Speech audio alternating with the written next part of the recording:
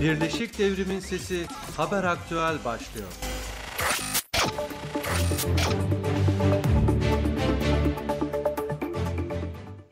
Radyo Dengegel, Birleşik Devrim'in Sesi programından iyi günler. Değerli dinleyenler, bugün haftanın öne çıkan olay ve gelişmelerinden derlediğimiz haber turumuz olacak. Devrimci Basından Özetler bölümünde günlük ve süreli yayınların birinci sayfalarından özetleri paylaşacağız. Bugün Bir Konu Bir Konuk bölümünde Sosyalist Kadınlar Birliği dönem sözcüsü Hülya Orak ile açlık grevini konuşacağız.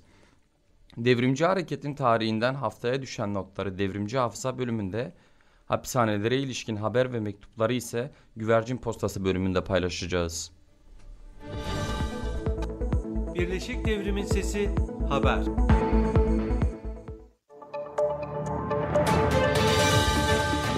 Değerli dinleyenler, Birleşik Devrim'in Sesi Haber Aktüel programımıza haftaya düşen haberlerden derlediğimiz haber turuyla başlıyoruz.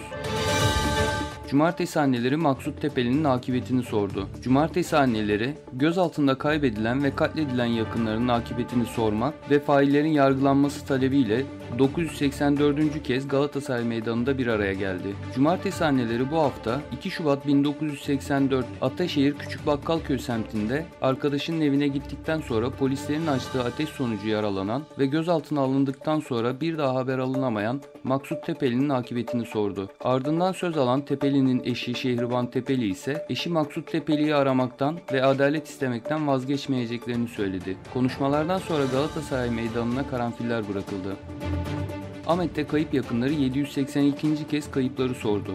İade Ahmet Şubesi ve kayıp yakınları, kayıplar bulunsun, failler yargılansın sloganıyla gerçekleştirdikleri eylemin 782.sini Bağlar ilçesinde bulunan Koşuyolu Parkı'ndaki Yaşam Hakkı Anıtı önünde gerçekleştirdi. Eylemde bu hafta Şırnak'ın Cizre ilçesinde 1 Şubat 1994'te gözaltında zorla kaybedilen Kemal Mübariz'in akıbetine ilişkin açıklamayı İade Ahmet Şube üyesi Fırat Akdeniz okudu. Açıklama oturma eylemiyle son buldu. KESK 35. madde iptal edilsin. KESK Ahmet Şubeler Platformu, kanun hükmünde kararname ile görevinden ihraç edilen kamu emekçilerinin görevine iade edilmeleri ve 35. maddenin iptali talebiyle düzenledikleri eylemin 84. haftasında Yenişehir ilçesinde bulunan Hazal Park'ta açıklama yaptı. Açıklamada konuşan Tümbelsen Ahmet Şube Eş Başkanı Mehmet Candar, iktidarın anayasa ve uluslararası sözleşmelerle güvence altına alınmış, sendikal hak ve özgürlükleri bile tanımadığını belirterek son arkadaşları görevine iade edilinceye ve bu zulüm bitinceye kadar mücadelelerini sürdüreceklerini söyledi. MESEM öğrencisi Er Yılmaz iş cinayetinde katledildi. Kilis'te 17 yaşındaki MESEM 12. sınıf öğrencisi Muratcan Er Yılmaz, çalıştığı 13 katlı inşaatta yüksekten düşerek ağır yaralanmıştı. Malatya Turgut Özal Tıp Fakültesi Hastanesi yoğun bakım ünitesinde hayatını kaybetti. Tacize karşı öz savunma hakkını kullanan Mor Dayanışma üyesi tutuklandı. Mor Dayanışma üyesi Sevde Ünal, 2018 yılında Kocaeli'de kendisini taciz etmek isteyen bir erkeğe karşı gerçekleştirdiği öz savunma nedeniyle tutuklandı. Kocaeli 1. Asliye Ceza Mahkemesi 25 Haziran 2021 tarihinde kasten yaralama gerekçesiyle Sevde hakkında 5 yıl 7 ay hapis cezası verdi. Sevde Ünal hakkında verilen 5 yıl 7 ay hapis cezasının Yargıtay tarafından onaylanmasının ardından tutuklandı. Sevde Ünal tutuklama kararını öz savunma haktır, engellenemez sloganıyla protesto etti. KDCKE, herkesi Büyük Köln yürüyüşüne kilitlenmeye çağırıyoruz. Avrupa Kürdistanlı Demokratik Toplumlar Kongresi KCDKE, Önder Apo'ya özgürlük, Kürt sorununa demokratik çözüm şiarıyla 17 Şubat'ta Almanya'nın Köln kentinde gerçekleştirilecek yürüyüşe halkı davet etti. Açıklamada yurtsever halkımızı, kadınları, çocukları, yaşlı ya da genç herkesi ve tüm dostları 17 Şubat Köln yürüyüşüne kilitlenmeye çağırıyoruz denildi. Metin Lokumcu davasında karar 11 Haziran'da verilecek. Metin Lokumcu'nun polis tarafından katledilmesine ilişkin davanın 12. duruşmasında da karar çıkmadı. Avukat Meriç Eyüboğlu bir kez daha HOPA'da keşif talebinde bulundu. Keşif talebinin reddine karar veren mahkeme, mütalaa hazırlanması için dosyayı savcılığa gönderdi. Duruşma 11 Haziran'a ertelendi. onurlu bir ölümdür, gurur duyun. İran devleti, İran Kürdistan'ı Devrimci Emekçiler Partisi Komala'nın üyeleri Mohsen Mazlum, Muhammed Faramazi, Vafa Azarbar ve Fizman Fateh'i idam etti. 4 Kürt devrimci ailelerine gönderdikleri mesajda onurlu bir ölümdür, gurur duyun, yas tutmayın dedi.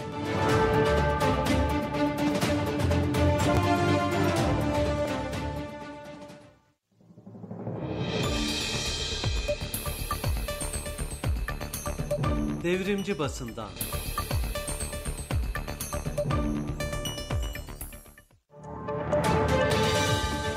Değerli dinleyenler, Devrimci Basından Özetler bölümüne Yeni Yaşam gazetesinin bugünkü sayısıyla başlıyoruz.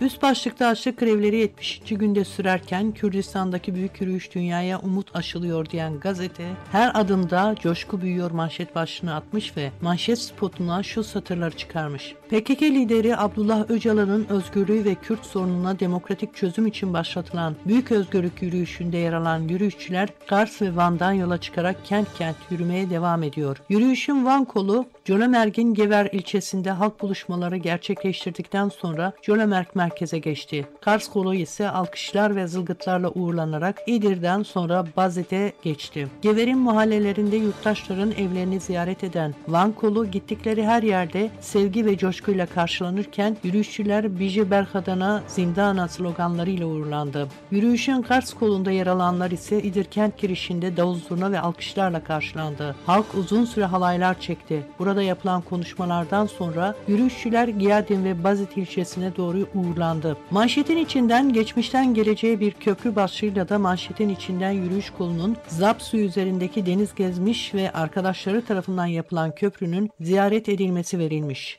DEM Parti Gençlik Meclisi'nin Kürt halk önderi Abdullah Öcalan'a gönderilmek üzere İmralı'ya 1000 mektup kampanyası başlattığını değerli başkanın başlığıyla gören gazete, tutsakların açlık grevi eylemini, Avrupa'daki özgürlük yürüyüşünü de yine birinci sayfasına taşımış.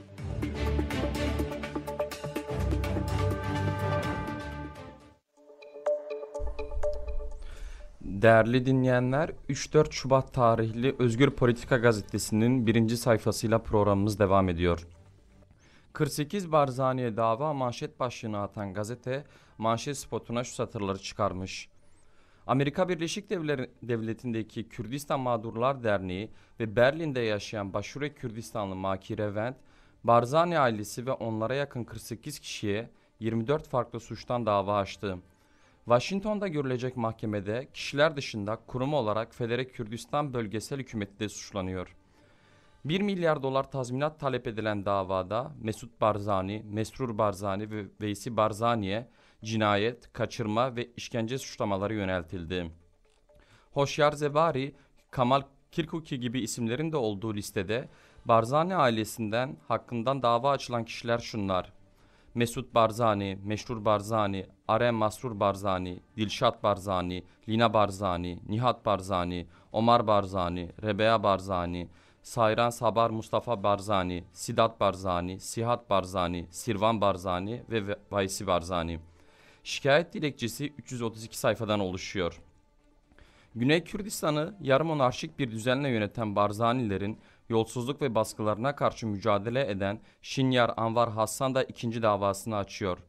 Federe Kürdistan Bölgesi Başbakanı Meşrur Barzani'ye 2022 yılında saldırı, darp ve hakaret davası açan Şinyar, "Ben netim, yolsuzluk ve zulüm düzenine karşı mücadele edeceğim. Tehditler beni durduramaz" dedi. Gazete, Barzanilerin serveti 50 milyar dolar başlığıyla da Barzanilerin servetini görmüş ve spota şu satırları çıkarmış. Barzani ailesinin Amerika'da 300'e yakın mülkü olduğunu gazeteci Zach Coplin belgeleriyle ortaya çıkarmıştı. Coplin, Barzani ailesinin yaklaşık 50 milyar doları kontrol ettiğini dikkat çekerek şöyle demişti: Barzani ailesi 150 yıl önce milyarlarca dolar ile yola çıkmadı. Bu paralar onlar iktidardayken geldi. 1 Şubat'ta DEM Parti'nin başlattığı özgürlük yürüyüşünü bir foto haber olarak birinci sayfadan gören gazete, Kürdistan seferinden 47 yıl sonra manşet başlığını atmış ve şu satırları haberin spotuna çıkarmış. Kürt halk önderi Abdullah Öcalan'ın 1977'de Kürdistan seferini başlattığı Kars, 47 yıl sonra büyük özgürlük yürüyüşünün başlangıcına ev sahipliği yaptı. Öcalan, Kürdistan seferinin ilk toplantısını 40 kişinin katılımıyla Kers Kalesi'nde yaptı. Ardından Digor'a giderek halk toplantısı gerçekleştirdi. Büyük Özgürlük Yürüyüşü'nün Kers kolunda konuşan Ömer Öcalan, Kers Kalesi'nin eteklerindeyiz. Sayın Öcalan Serhat'a geldiğinde bu kalede birçok insan ile toplantı yaptı dedi. Digor katliamında yaşamını yitirenleri de anan Öcalan, özgürlük sağlanıncaya kadar yürüyeceğiz. Durduğumuz yer meşrudur. İmran'ın kapılarını açın diye konuştu.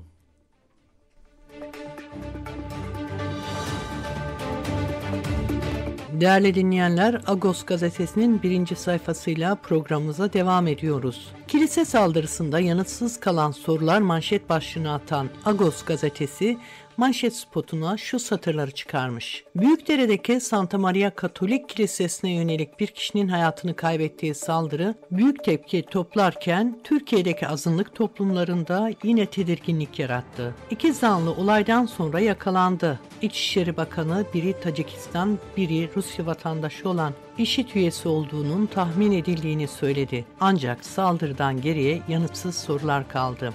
Kilisenin kapısında neden polis yoktu? Yılbaşından önce IŞİD'e yönelik operasyon yapılmış, gözaltına alınanların kiliselere ve sinagoglara saldırılar yapmayı hedefledikleri açıklanmıştı. Buna rağmen saldırı neden önlenemedi? İstihbarat zafiyeti mi söz konusu? Olayın hemen ardından yetkililer neden saldırıyı tek bir kişiye yönelikmiş gibi gösteren açıklamalar yaptılar?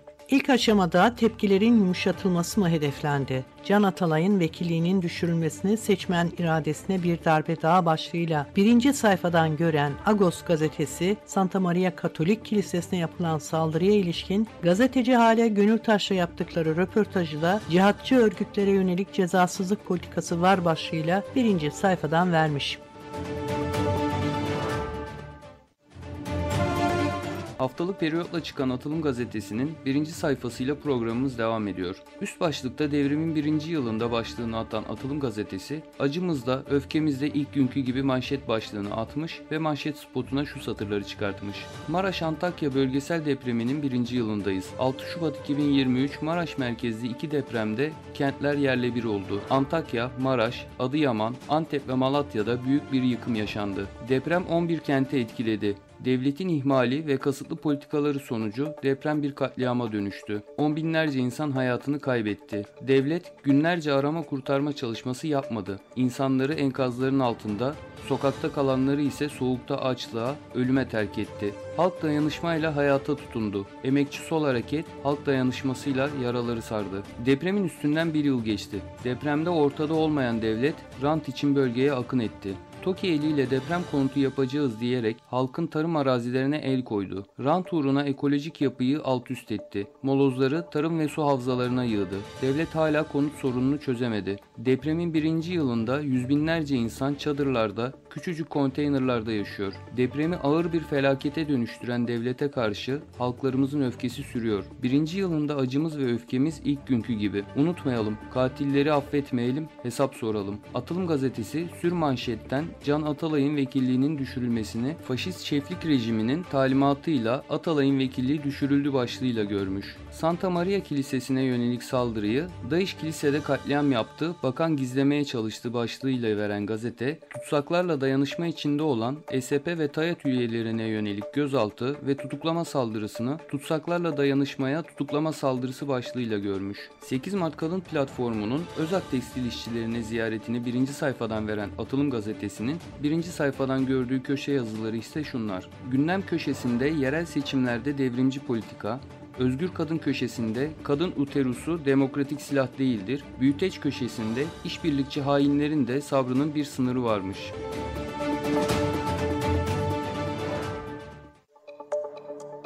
Avrupa'da yayın yapan Aylık Kadın Gazetesi Nevayaşi'nin 227. sayısından özetlerle programımız devam ediyor. İmralı'da Zaman Özgürlüğe Kurulu manşetiyle çıkan gazetenin Şubat sayısında 25. yıl dönümünde uluslararası komplo ve komploya karşı mücadele, yerel seçimler, Şubat 2023'te gerçekleşen depremin etkileri, ekolojik kıyım, Irak seçimleri ve Orta Doğu'daki güncel gelişmeler, Belucistan'daki kadın mücadelesi, İran zindanlarındaki kadın tutsakların direnişi gibi çok çeşitli konu başlıkları yer alıyor. Gazete yazarlarından Ruşen Samsat, evrensellikle boşa çıkan komplo komplo başlıklı yazısında 26. yılına giren uluslararası komploya karşı mücadeleye yazmış. Havin Güneşer de Kürt halk önderi Abdullah Öcalan'ın felsefesi ve paradigmasının dünya halkları ve kadınları tarafından artık dayanışmanın ötesinde sahiplenildiğine dikkat çekmiş. Umutlu, iradeli ve örgütlü gerilla, kadın ve halk gerçekliği komplo ve çökertmenin önünü almaktadır diyen Hejaz Zerya ise gerillanın devrimci operasyonlarının çöktürme planı yapanları büyük çöküntüye uğrattığını dile getirmiş. Bir Adanın Öyküsü başlıklı köşe yazısında Haskar Kırmızıgül 25 yıllık İmralı direnişine dikkat çekmiş. Gazetede Abdullah Öcalan'a özgürlük hamlesine öncülük eden Enternasyonel 2 isimli röportajda yer alıyor. KCDK eş başkanı Zübeyde Zümrit de Kürtçe sayfalarda 5. ayına giren hamle ve önümüzdeki dönem planlamasını kaleme almış. Gazetenin forum sayfasında ise Kürt halk önderi Abdullah Öcalan'ın savunmalarından komplonun ardındaki felsefi ve politik zihniyeti konu alan değerlendirmesine yer verilmiş. Aynı sayfada 2013 yılında Paris'te katledilen Kürt Kadın Hareketi öncülerinden Sakine Cansız'ın Sara'nın 15 Şubat Uluslararası Komplosu'nun 1. yılında yazdığı bir yazı okuyucularla paylaşılmış. Gazetenin geniş yer verdiği temel gündemlerden biri de 31 Mart yerel seçimleri olmuş. Nezahat Doğan'ın DEM Parti seçim işlerinden sorumlu eş genel başkan yardımcısı İlknur Birol ile yaptığı söyleşi, Roza Metina'nın DBP Ahmet İl Eş Başkanı Sultan Yaray ile yaptıkları söyleşilere yer verilen gazetede depremin 1. yılına ilişkin Yurtsev Öztekmenler'in yazısı, Jinoloji sayfasında Berfin Güneş'in yazıları ve daha fazlasını Nevajin gazetesinde bulabilirsiniz. Değerli dinleyenler, sırada Serhibun'un 505. sayısından özetler var. Derginin yeni sayısında Kürt halk önderi Abdullah Öcalan'ın asrın komplosunun iç yüzü nasıl anlaşılmalı ve hiçbir şey yapılamaz denilen yerde varlık ve özgürlük savaşını sürdürüyorum başlıklı yazılar yer almış. Sayıda 31 Mart yerel seçimleri üzerine başlığıyla KCK Yürütme Konseyi Eş Başkanı Cemil Bayık ve Kapitalist Modernitenin Yol Savaşları ve Değişmeyen Kürt-Kırım Politikası başlığıyla PKK Yürütme Komite üyesi Duran Kalkan'ın değerlendirmelerine yer verilirken, Piro Dersim'in hamle sürecine yaklaşım üzerine yazısında yayınlanmış. Sayıda PKK Yürütme Komitesi'nin Paris katliamının yıl dönümü vesilesiyle yayınladığı mücadelemizi her alanda geliştireceğiz başlıklı açıklaması ve Cemal Şerik'in bir özel savaş olarak 3. Dünya Savaşı değerlendirilmesinin 2. bölümü de yer almış. HSM komutanlarından Bağız Erdal da Serhibun için İsrail-Hamas Savaşı'nın perde arkası ve devrimci görevlerimiz başlıklı bir yazı kaleme almış. Serhibun bu sayısında Ferze Dersim'in sistemin Aleviliğe dayalı soykırımı kısaca ancak mücadeleyle parçalanır başlıklı değerlendirmelerine de yer verilmiş.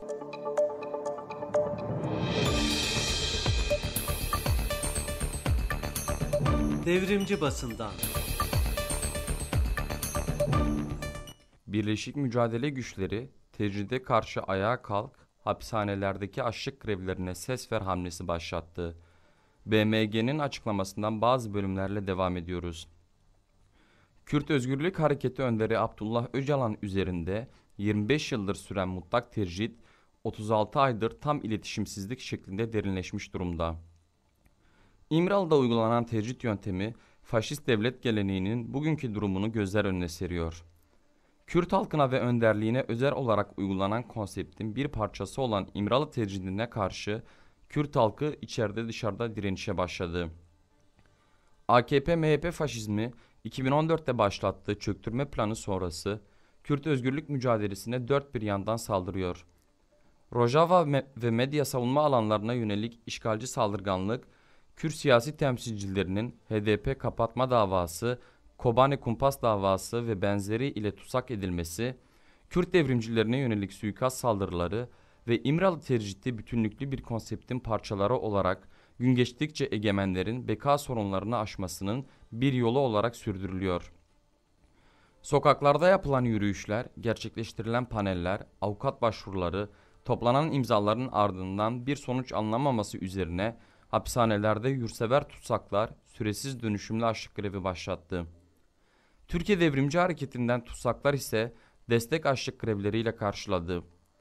Öncelikle 15 günlük süresiz dönüşümlü açlık grevi yapan tutsakların taleplerinin yanındayız.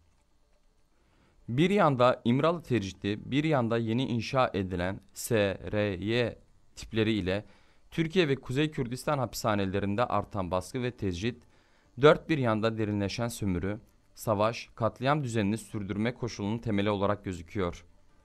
Devrimci tutsaklar toplumdan bir kez daha tecrit edilirken, yeni oluşturulan idare, gözlem kuralları, hapishane içinde adeta mahkeme görevi görerek tutsaklara pişmanlık dayatıyor. Siyasi kimliğinden kopartılmak istenen tutsaklar, infaz yakmalar, disiplin cezaları, infaz ertelemeler ve türlü işkencelerle karşılaşıyor.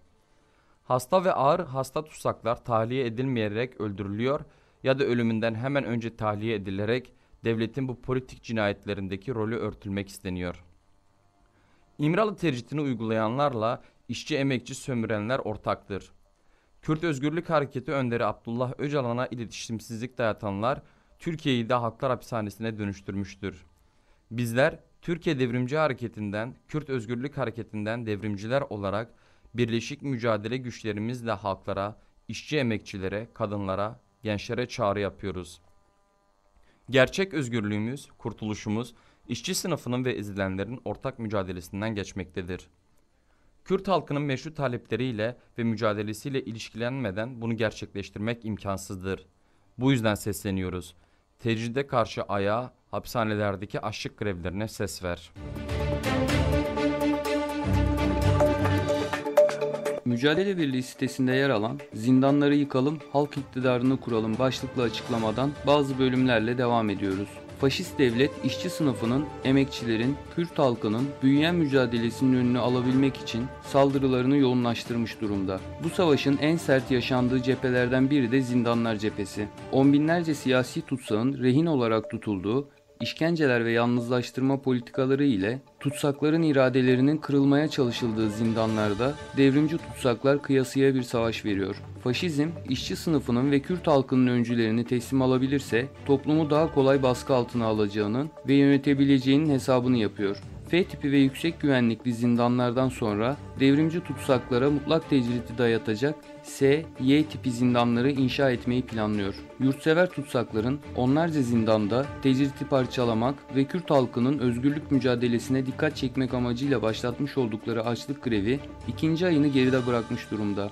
Zindanlardaki açlık grevlerine ses olmak için ailelerin başlattığı adalet nöbetleri Ankara, İstanbul, Van gibi kentlerde yaygınlaşıyor. Açlık grevlerinin başlamasının ardından zindanlardaki saldırı ve baskıların arttığına dikkat çeken tutsaklar ve tutsak aile örgütleri, faşizmin kuşatmasına karşı dışarısının zindanlardaki tutsakların sesine çok güçlü bir şekilde ses olması gerektiğini haykırıyor. Sermaye egemenliği ve faşist devlet tarihi boyunca zindanları toplumu esir almak, susturmak, işçi sınıfının, emekçilerin öncülerini toplumdan soyutlamak için kullandığı tabutluklardan F tiplerine, bugün de tamamen tecridi dayatan S, Y tiplerine geçiş bu anlayışın devamı olarak hayat buluyor. Kitap yasakları, işkenceler, teslimiyet dayatan gözlem kurulları ve daha nice uygulama sistematikleşmiş faşist devlet uygulamalarıdır. Bu saldırı dalgasına karşı güçlü bir duruş sergilemek, devrimci, yurtsever tutsakların sesine güçlü bir şekilde sahip çıkmak bugünün en yakıcı görevlerindendir. Öncülerini zindanlarda yalnız bırakan bir halk asla özgür olamaz. Faşizmin bu saldırılarını boşa düşürecek olan ise işçi sınıfının, emekçilerin, Kürt halkının bu mücadeleyi güçlü bir şekilde sahiplenmesi, zindanlardaki tutsakların özgürlüğünü haykırmak için sokaklara akmasıdır. Şimdi tutsakların sesine ses olup faşizmi yıkıp zindanları özgürleştirme, halk iktidarını kurmak için bir adım öne çıkma zamanıdır. Zindanlar yıkılsın, tutsaklara özgürlük. Bir konu, bir konu. Avrupa'da sosyalistler 4 ülkede tecride karşı açlık grevine başladı. Almanya, İngiltere, Fransa ve İsviçre'de başlatılan açlık grevi 3 gün sürecek. Sosyalist Kadınlar Birliği dönem sözcüsü Hülya Orak ile açlık grevini konuşacağız. Sayın Orak, yayınımıza hoş geldiniz.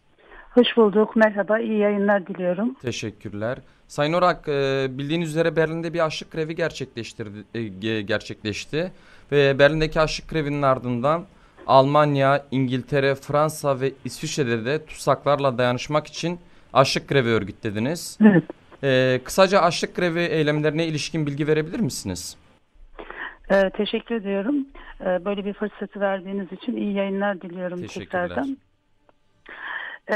Biliyorsunuz 20 Temmuz 2015'ten sonra Tayyip Erdoğan şeklindeki sömürgeci faşist rejim Suruç katliamıyla birlikte ve ardından Güney Kürdistan'ı bombalayarak yürürlüğe koydurduğu bir çöktürme planı var.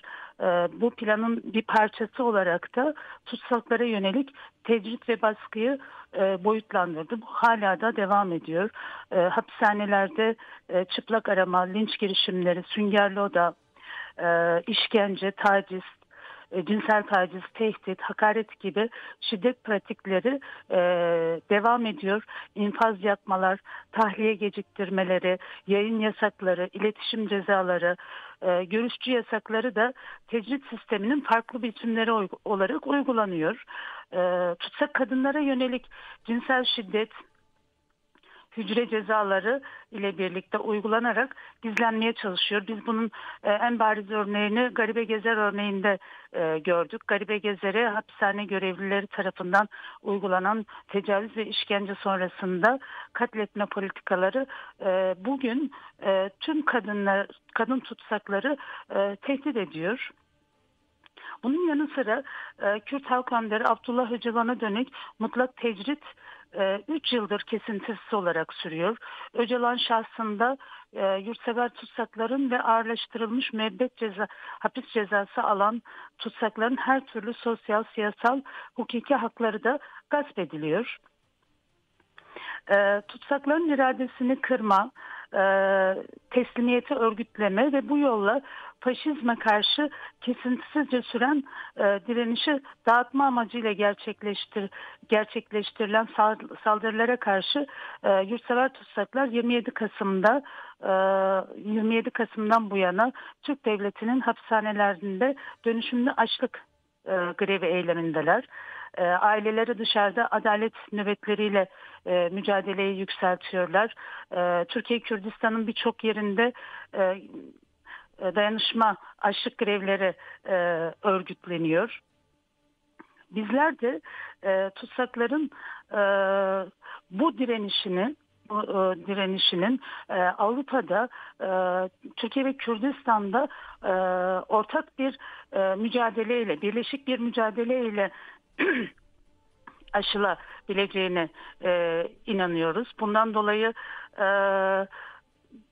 2 Şubat'ta Avrupa'nın 4 bölgesinde, 4 kentinde açlık grevleri örgütledik 3 günlük. Bugün açlık grevimizi akşam saatlerinde sonlandırmış olacağız. Berlin'de başladı esasen Avekko'nun YS, SKB ve Tutsakların Sesi platformu tarafından örgütlenen bir tane dayanışma açlık grevi oldu. YS Young Struggle yani Berlin'de başlattı. Ardından da bizler 4 tane kurum olarak bu açlık grevini başlattık. Bu açlık grevini başlatmamızın esas amaçlarından biraz önce dediğim gibi birleşik mücadeleyle bu tecriti kırabileceğimize inanıyoruz ve Avrupa'dan da hapishanelere bir ses olmak istedik. Yani faşist şeflik rejimi aynı zamanda tasfiyeci saldırılarla da bunu boyutlandırmaya çalışıyor. Tabii sadece şöyle bakmamak lazım meseleye. Hapishanelerde bir tane tecritten bahsetmiyoruz. Aslında Türkiye ve Kürdistan koca bir hapishaneye dönüşmüş durumda. Dışarıda da insanlar tecrit durumda. Bu tecriti kırmanın bir tane yol olarak bu mücadele sürdürüyoruz. Çünkü bizler bu tecriti kırmazsak, hapishanelerdeki bu tecriti kırmazsak dışarıda süren tecriti de kıramamış oluruz. Mücadeleyi yükseltememiş oluruz. Türk Devleti'nin Kürdistan'a dönük bombalama saldırılarını biliyoruz. Bu da bu planın bir parçası aslında.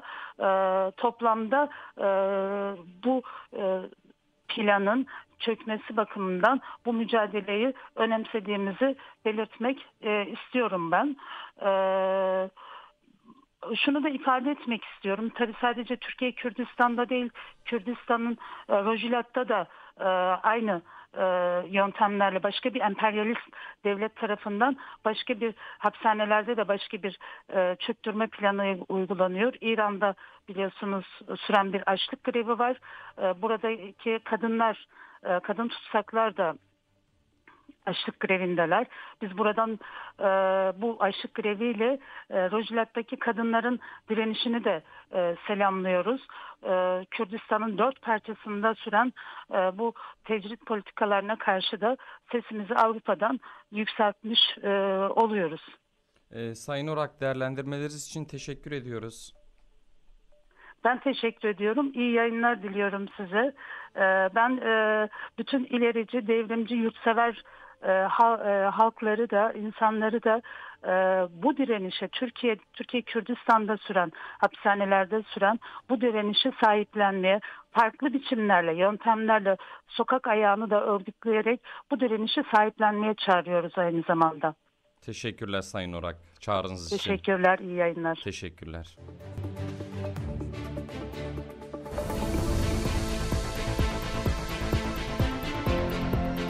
Devrimci hafıza.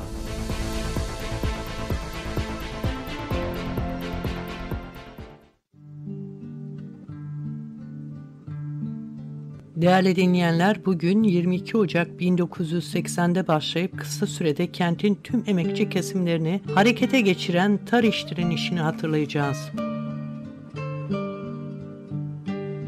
İzmir'de TARİŞ'e bağlı fabrikalarda silah ve patlayıcı madde bulunduğuna dair haberler üzerine TARİŞ Genel Müdürlüğü'nün isteğiyle 22 Ocak 1980'de TARİŞ'in 5 ünitesinde arama yapan polislere ateş açılmasıyla başlayan olaylar sonunda 50 kadar işçi ve polis yaralandı. 600 dolayında TARİŞ işçisi gözaltına alındı. Ertesi gün İzmir'de bir grup öğrenci TARİŞ'te yaşananları protesto etmek amacıyla gösterilere başladı. Gösteriyi önlemek isteyen polislerle öğrenciler arasında çatışma çıktı. Olayların başladığı gün 200 öğrenci gözaltına alındı. Öğrencilerin ateş açmasıyla başlayan karşılıklı ateş sonucu çok sayıda yaralanan oldu. Öğrenciler Ege Üniversitesi Tıp Fakültesini işgal ettiler ve İzmir-Ankara yolunu bir süreliğine trafiğe kapattılar. İzmir'in Balçova ve Narlıdere belediyelerinin işçileri de TARİŞ'te yaşananları protestoya başladı. İstanbul'da bir grup TARİŞ ve Ege Üniversitesi olaylarını protesto için Karagümrük Karakolu'nu basarak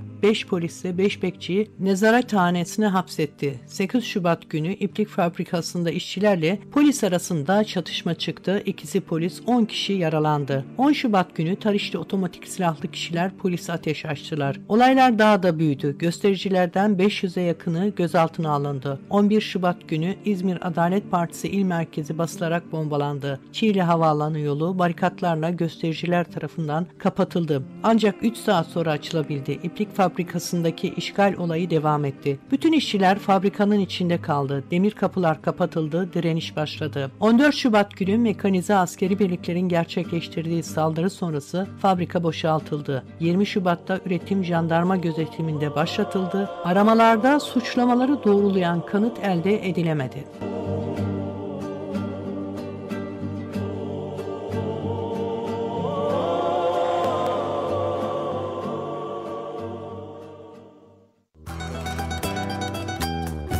Güvercin postası.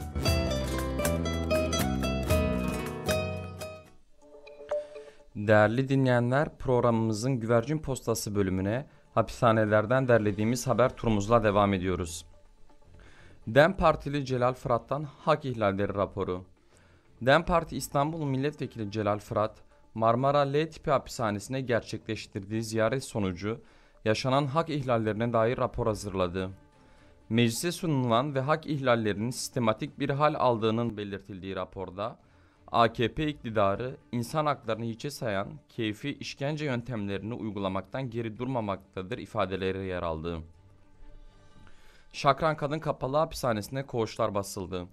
Şakran Kadın Kapalı Hapishanesi'nde bulunan Nilay Güleser, yapılan koğuş aramalarında 20'nin üzerinde gardiyanla koğuşlarının basıldığını, mutfak eşyalarının ve ilaçlarının yere atılarak kullanılamaz hale getirildiğini aktardı. Güleser, görüşmesinde haftada bir yapılan koğuş aramalarının son birkaç aydır haftada 2 defaya çıkarıldığını aktardı. Hasta tutsak Hanife Aslan'a hapishanede kalabilir raporu verildi. Ağır hasta tutsak 76 yaşındaki Hanife Aslan, ciddi sağlık sorunları yaşarken tüm girişimlere rağmen tahliye edilmiyor. Birçok kronik hastalığı bulunan Aslan'ın ailesinin tüm girişimleri ise sonuçsuz kalıyor. Tutsak Muhlise Karagüzel için avukatlar tahliye başvurusu yaptı. Menemen R tipi hapishanesinde tutulan ağır hasta tutsak 61 yaşındaki Muhlise Karagüzel hastanede tedavisi devam ederken avukatları tahliyesinin gerçekleşmesi için Menemen Cezaevi ve Cezaevi Savcılığına infazın ertelenmesi başvurusunda bulundu. Kürkçüler F tipi kapalı hapishanesinden 4 tutsağa sürgün sevk.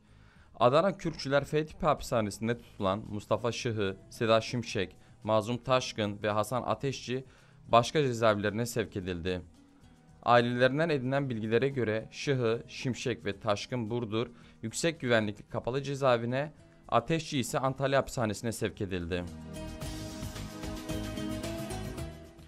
19 tutsak S ve F tipi hapishanelere sürgün sevk yapıldı.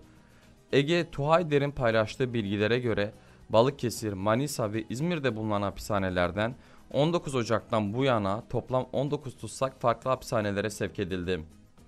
İHA'de İzmir Şubesi Eş Başkanı Zilan Gümüş, sevklerin güvenlik sorunu, afet durumu ve sağlık, güvenlik gibi gerekçelerle olabileceğini ifade etti. Gümüş, politik tutsaklara uygulanan kanunsuz sevklerin zamana yayılmış işkence olduğunu dile getirdi. Rize Kalkandere Hapishanesi'nde tutsağa çıplak arama işkencesi. Rize Kalkandere Hapishanesi'nde açlık kremideki tutsaklardan Vefa Yılmaz'ın apar topar sürgün edildiği Samsun Kavak S tipi hapishanesinde çıplak arama dayatıldığı, kabul etmeyince de darp edildiği ortaya çıktı. Tutsaklarla dayanışma gösteren 7 devrimci tutuklandı. Hapishanelerde görüşlerine gittikleri tutsaklara para yatırdıkları gerekçesiyle İzmir'de gözaltına alınan 30 kişiden 7'si tutuklandı. Tutuklananlar arasında ESP İzmir İl Başkanı Kerim Altınmakas ve Toplumsal Özgürlük Partisi Parti Meclisi üyesi Didar Gül de bulunuyor.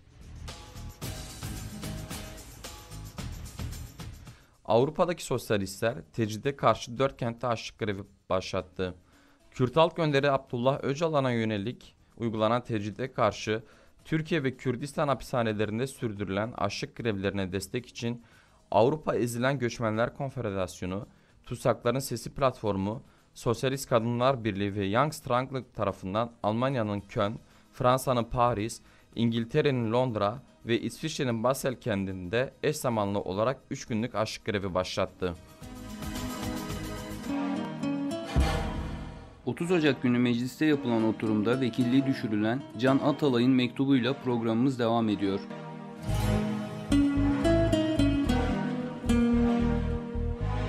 Yurttaşlar, bu da oldu, bunu da yaptılar. Anayasanın açık, hiçbir kuşkuya yer bırakmayan hükümlerine karşı seçilmiş Hatay milletvekilinin milletvekilliğini düşürdüler.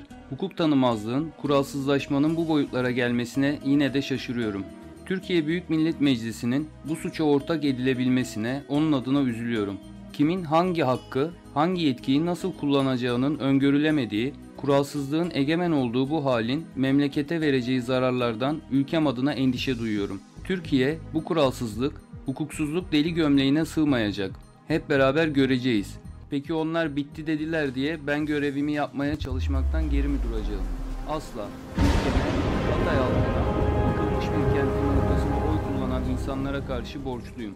Zor koşullarda olsa da, olanaklarımız çok sınırlı olsa da, başta Hatay ve deprem bölgesi olmak üzere halkımızın, dini ileri geçinen yurttaşlarımızın meramına tercih edilmeye çalışacağız. Eksik ve gediklerimin sorumlusu özgürlüğümü engelleyenlerdir. Başta Hataylılar olmak üzere tüm yurttaşlarımın durumu açıklıkla gördüğüne inanıyorum. Tam bir hafta sonra 6 Şubat. Yarından itibaren ana gündemimiz budur.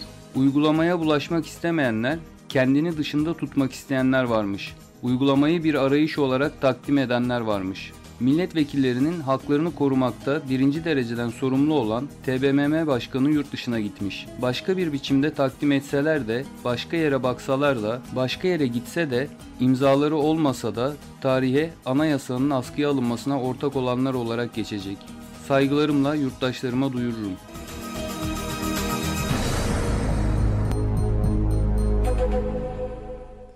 Değerli dinleyenler, bugün ve bu haftalık bize ayrılan sürenin sonuna geldik.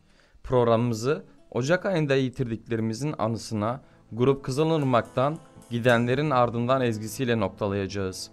Haftaya pazar günü Avrupa saatiyle 11'de, Ahmet saatiyle 13'te görüşmek dileğiyle ekip arkadaşlarım adına iyi günler diliyorum. Hoşça kalın, umutla kalın.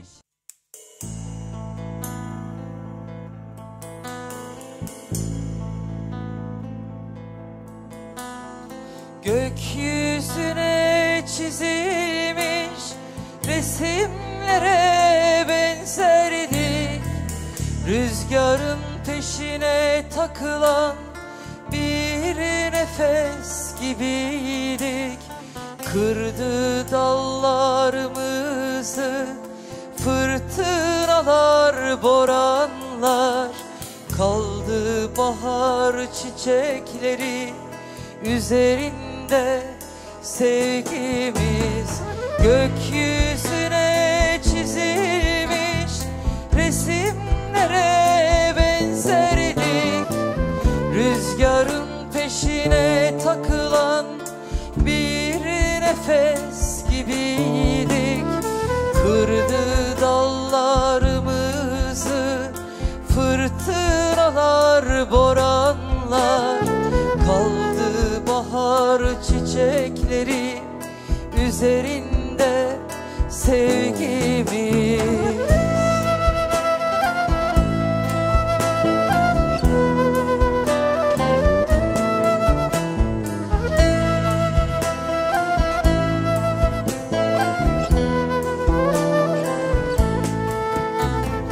Gözlerimiz sevgiyi, yüreğimiz sevdayı, ellerimiz emeği anlatırdı usanmadan.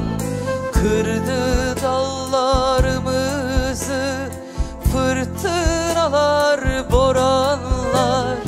Kaldı bahar çiçekleri üzerinde sevdamız. Gözlerimiz sevgi, yüreğimiz sevdayı, ellerimiz emeği anlatırdı usanmadan. Kırdı dallarımızı fırtınalar, boranlar. Kaldı bahar çiçekleri üzerinde sevdamız.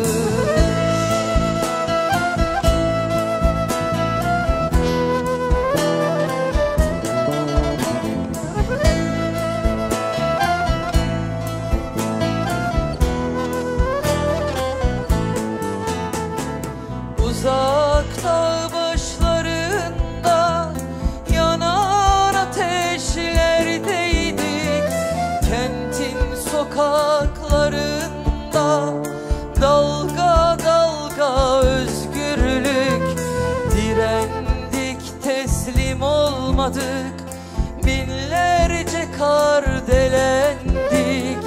Kaldı çocuk gülüşleri ışığında kavgamız.